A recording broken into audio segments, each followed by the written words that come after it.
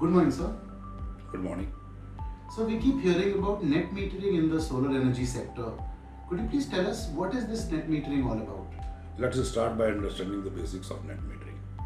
Currently, all electrical connections are metered by a unidirectional meter because we are only consuming power and not generating any power.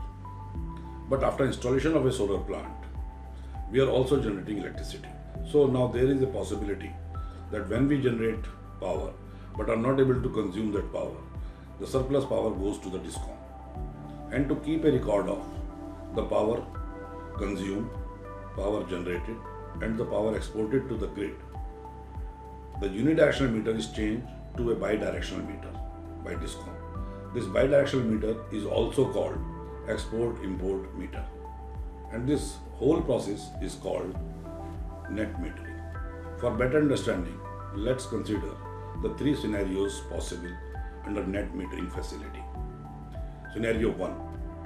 When the power is being generated and it is also getting consumed and there is no export, in this case, we pay to the DISCOM only for the imported power. Scenario 2. When the power is being generated and it is not getting fully consumed, the surplus power is exported back to the DISCOM via the grid. In this case, you are billed net of import and export of units. Scenario 3. When the power is being generated and it is totally not being consumed, for example on a holiday, all the generated power is exported to the DISCOM via the grid. In this case, you are billed net of import and export of units. The adjustment of bills is done on monthly basis. In certain states, this is also done on yearly basis.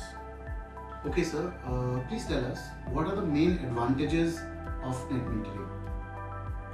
The key advantage is that the factory can not only generate enough power for its day consumption, but can also generate more power during sunny hours to neutralize its consumption during night hours. Also, any power generated during holidays gets utilized, leading to zero wastage. Net metering facility gives a big boost to the bottom line of the industry. So what about the DISCOMs? Are they keen to give this net metering facility? DISCOMs are keen to give net metering facility to smaller consumers, not to industrial or large consumers. In fact, UP, West Bengal and Assam have already stopped giving net metering facility to industrial consumers. Uttarakhand is also moving in the same direction. Almost all the states have kept net metering facility to 500 kilowatt. In fact, this 500 kilowatt is also on the insistence of Honorable Minister for Road and Transport, Shri Nitin Gadkari. So in that case, what will happen to consumers who've already installed net metering at their solar plants? The benefits of net metering will continue to be available to these plants, even if DISCOMs at a later date decide to withdraw net metering facilities. Net metering facility agreement with DISCOMs is for 25 years. So you mentioned that net metering is capped at 500 kilowatt. Does this mean that factory owners cannot install solar plants more than 500 kilowatt? No, it is not like that.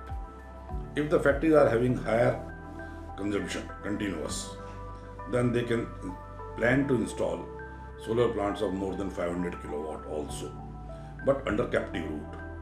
Captive route means if a consumer is installing solar plant only for self-use, factories need to ensure that they do not export power of more than 500 kilowatt at any given point of time. This is possible by installing a digital device. Wherever more than 500 kilowatt solar plant is installed, plant beyond 500 kilowatt needs to be connected to a different LT panel within the company. Okay, so what would be your final advice for industrialists who are, let's say, considering getting a solar plant for their factories? The consumer should definitely install solar plants with net metering to the maximum possible limit. Once you get net metering, it is for 25 years. If you got it and your competitors do not have it, you have got very strong competitive advantage.